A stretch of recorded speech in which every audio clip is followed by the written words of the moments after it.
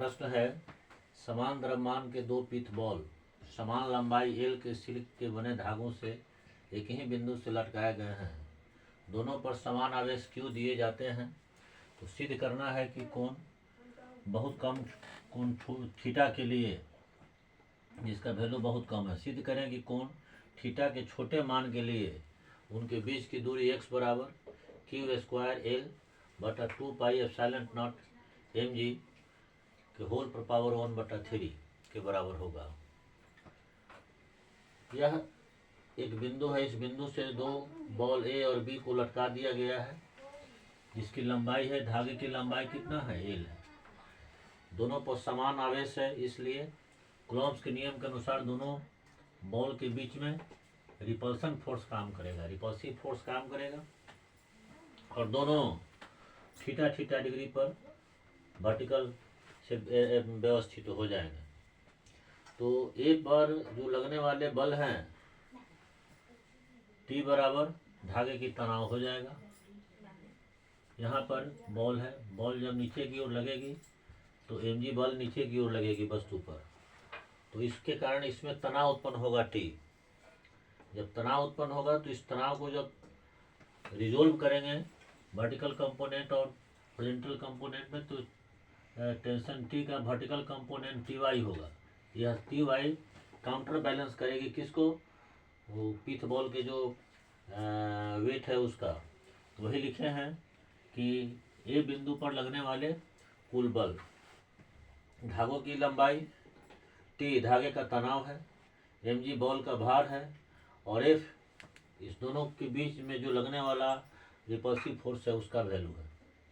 धागे के तनाव टी को रिजोल्व करने पर tx और ty प्राप्त होंगे। यह tx को काउंटर बैलेंस करेगा कूलॉम्स फोर्स और इस ty को काउंटर बैलेंस करेगा उसका भार mg नीचे की ओर। तो इसलिए tx का जो वैल्यू होगा और f के बराबर होगा। तो tx बराबर t साइन थीटा है, तो tx का वैल्यू किसके बराबर होगा, कूलॉम्स फोर्स के बराबर होगा। कूलॉम्स फोर्स 1/4πε0 क्यू स्क्वायर बटा एक्स का स्क्वायर है equal to T sine theta. समीकरण फर्स्ट हो गया। अब यह टी वाई एम जी के बराबर होगा, तो टी वाई का जो वर्टिकल कंपोनेंट है यह टी कॉन्सोनेंट होगा, तो यह टी कॉस थीटा होगा। तो यह T cos theta M G के बराबर हो जाएगा। यह समीकरण सेकेंड हो गया। अब समीकरण फर्स्ट को समीकरण सेकेंड से भाग दे देना, तो ऊपर में बचेगा क्यू स्क्वायर, नीचे 4πε0 एक्स स्क्वायर और भाग दे दिए हैं एम जी से, तो एम जी टी से टी कैंसिल हो गया, साइन थीटा बटे कॉस थीटा इक्वल टू कितना हो जाएगा, टेन थीटा। समीकरण थर्ड हो गया। प्रश्न में कह रहा है कि थीटा के छोटे मान के लिए, तो थीटा के जब छोटा मान लेंगे तो टेन थीटा का वैल्यू लगभग बराबर होगा साइन थीटा के, और साइन थीटा का मान इस डायग्राम से हम निकालेंगे लंब बटा कर्ण से। यह जब एंगल हम लिए हैं तो सामने वाली भुजा जो होगी सो लंब होगा। तो यहाँ से यहाँ तक की लंबाई है x, तो यहाँ से यहाँ तक की लंबाई x/2 हो जाएगी, तो लंब हो गया x/2। अब कर्ण क्या है, l है यह भी और l है यह भी, तो x/2 और बटा l होगी। अब हम